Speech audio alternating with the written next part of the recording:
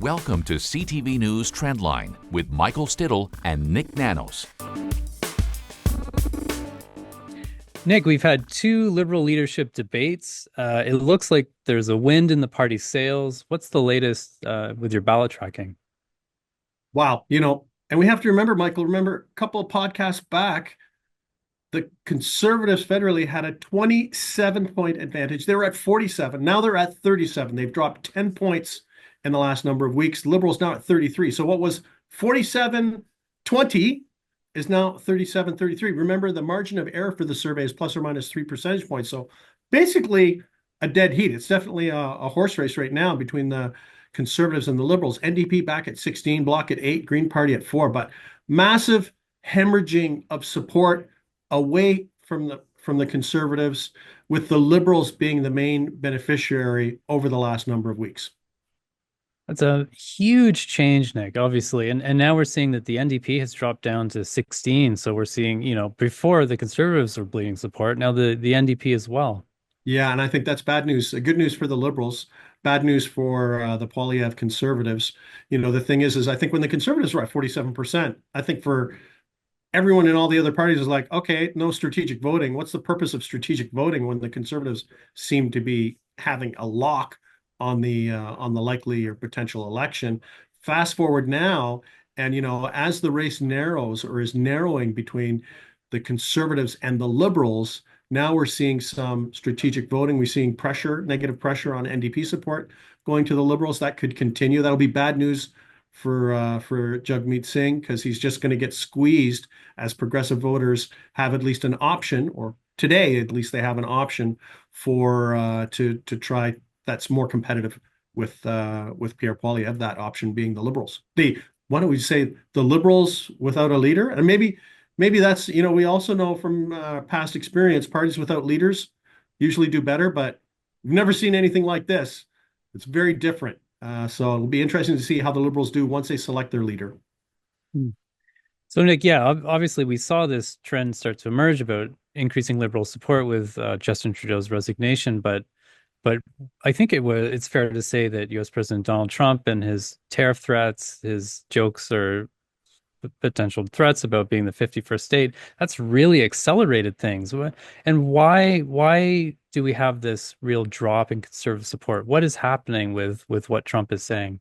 Well, the thing is, Michael, it's never usually one thing that changes the numbers. There's usually an accumulation. It's kind of like something happens and voters start to pay attention, and then a second thing happens and it's like, okay, now they're looking at it, and then a third thing happens, and then the numbers really start to move. So the first thing that started to move the numbers in favor of the Liberals was basically Justin Trudeau stepping down. It's kind of like, okay, this guy's not going to be the leader of the party next election.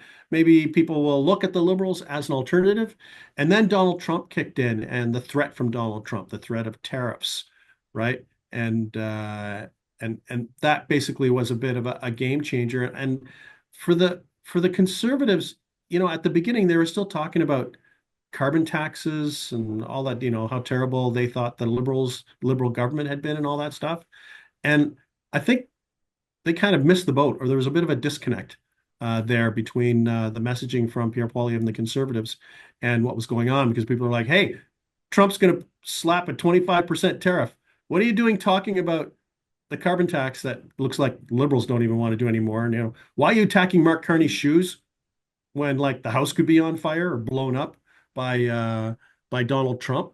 And I think it spoke to a particular disconnect. So now we're seeing Pierre Poilievre and the Conservatives pivot, focus more on Donald Trump. I think that's what Canadians want. That's what they want from all of the federal party leaders in the parties, to hear about Trump and what the strategy is going to be on Trump. But I think you roll up Justin Trudeau resigning, the Trump threat, and then the Conservatives being a little flat-footed. Maybe the other lesson for the Conservatives is maybe they weren't brilliant, and maybe Pierre Poilievre wasn't as popular as they thought, that they were just not Justin Trudeau and not the Liberals, and that the Trump issue has kind of changed the whole dynamic and how people are looking at all the parties. So they might not like the Liberals, but they're really worried about Donald Trump.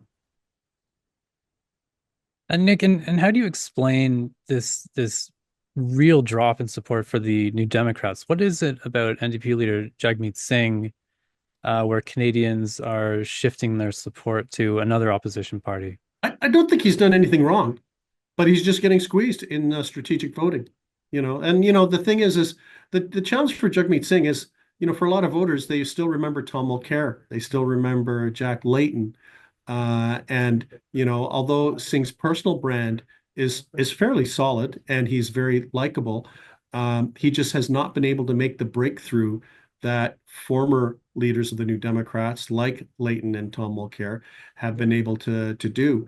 And I think right now he's just his challenge is just getting squeezed in strategic voting, where New Democrats, even though they want to vote New Democrat and want the New Democratic Party to do well, are looking at the Liberals, because although they might not like the Liberals, they really don't like the Conservatives led by Pierre Poilievre, so they're strategically voting. Nick, let's talk about the Liberal leadership debates. So, as you mentioned, most of the candidates are against the carbon tax for consumers. I believe only Karina Gould is still supportive of it. She says it's not an issue with the policy; it's an issue of how Pierre Poilievre has framed it. But the others are completely against it, and they spent a lot of time connecting Donald Trump to Pierre Poilievre. I want you to listen to this clip from Liberal leadership contender Mark Carney.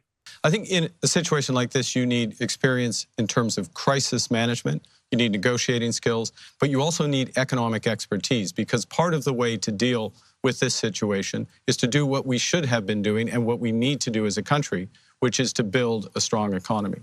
Now, we're going to spend time on building a strong economy, so I'll go through my plan for that later. But let me start by being clear. We will never, ever be part of the United States in any way, shape, or form. We have to recognize that the Donald Trump of today is different than the Donald Trump of several years ago. Then his objective was to take more of our market. Now he wants to take our country.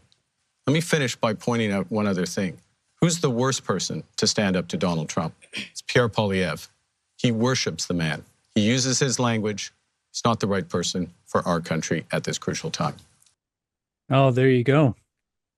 Well, the thing is, it's a fair shot to take. And you know what? In politics, basically everything's a fair pot shot to take, because, Trump says America first.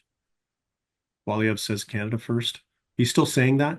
I think Poilievre believes that's probably good politics, and it probably is good politics for his core vote. I'm not sure how much of a growth strategy that is, but the thing is that I think the key takeaway here is that what will be clear come the next federal election is that Canadians will be choosing probably between two very different choices and types of leaders. And let's assume that Mark Carney, who is the front runner expected to win, actually wins. Because, when you look at the substance, it's kind of like, the Liberals and Conservatives now agree on a lot of things. The Liberal leadership candidates don't want to see a carbon tax. The Liberal leader, Mark Carney's going to, they've already punted the capital gains tax. They also, the Liberal leadership candidates and Pierre Poilievre are in agreement on the dollar for dollar retaliation on tariffs. So I guess that's good news, because that means that there's basically a nonpartisan consensus on how to deal with the United States. So that's the good news for everybody. I think the twist is we don't know how this is going to play out in the course of an election, because people are going to have to pick a party and pick a leader to deal with Donald Trump. And this is where, I think personality and character is probably going to kick in, and they'll have two very different choices between Pierre Poilievre and Mark Carney or Chrystia Freeland. So I think it's too early to tell. And the other thing we have to make very clear is, we've seen this shift in the polls. When the polls shift one way very quickly, they can shift back. So let's wait to see whether this trend solidifies or continues before the Conservatives are counted out. But even now at 37%, they're kind of still minority majority territory in terms of their advantage. Nick, if I were to, I guess, put my conservative strategist hat on, a hat I've never worn, or any strategist hat, so wish me luck. That I would say that the issues that also, brought has brought Pierre Poilievre a lot of support were cost of living issues. That he excelled at communicating with Canadian voters on cost of living issues, and those issues, arguably have not gone away. Do you think he stays the course then, or where does he stand? I actually realized that you have an amazing issues tracker, and you have the answer for that. Yeah.